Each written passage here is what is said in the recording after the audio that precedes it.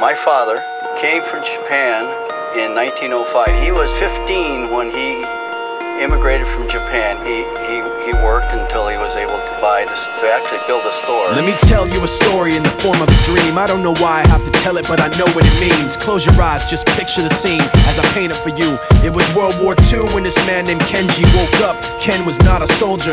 He was just a man with a family who owned a store in LA. That day, he crawled out of bed like he always did, bacon and eggs with wife and kids. He lived on the second floor of a little store he ran. He moved to LA from Japan, they called him immigrant. In Japanese, he'd say he was called Issei. That meant first generation in the United States, when everybody was afraid of the Germans, afraid of the Japs, but most of all afraid of a homeland attack. And that morning, when Ken went out on the doormat, his world went black, cause right there, front page news, 3 weeks before 1942, Pearl Harbor's been bombed and the Japs are coming. Pictures of soldiers dying and running. Ken knew what it would lead to, just like he guessed. The president said the evil Japanese in our home country would be locked away. They gave Ken a couple of days to get his whole life packed in 2 bags. Just 2 bags, couldn't even pack his clothes. Some folks didn't even have a suitcase to pack anything in, so 2 trash bags is all they gave them. And when the kids asked Mom, where are we going, nobody even knew what to say to them. Ken didn't want to lie, he said the US is looking for spies, so we have to live in a place called Manzanar, where a lot of Japanese people are. Stop it, don't look at the gunmen. You don't want to get the soldiers wondering if you're gonna run or not, cause if you run then you might get shot. Other than that, try not to think about it. Try not to worry about it being so crowded, cause someday we'll get out. Someday, someday.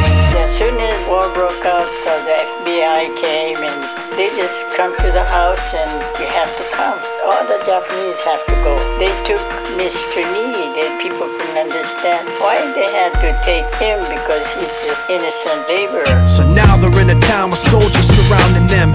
Every day, every night, look down at them. From watchtowers up on the wall, Ken couldn't really hate them at all. They were just doing the job and he wasn't gonna make any problems.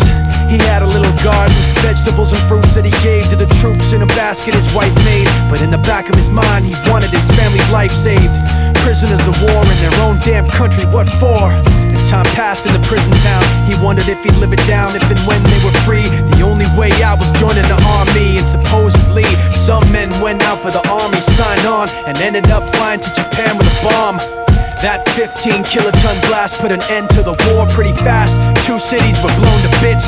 The end of the war came quick, and Ken got out. Big hopes of a normal life with his kids and his wife, but then they got back to their home, and what they saw made him feel so alone. These people had trashed every room, smashed in the windows and bashed in the doors, written on the walls and the floor, Japs not welcome anymore.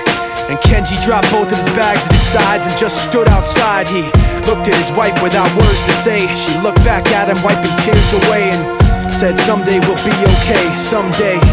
Now the names have been changed, but the story's true. My family was locked up back in '42.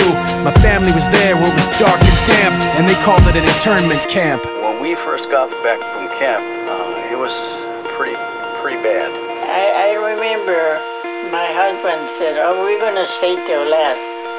Then my husband died before they closed the camp.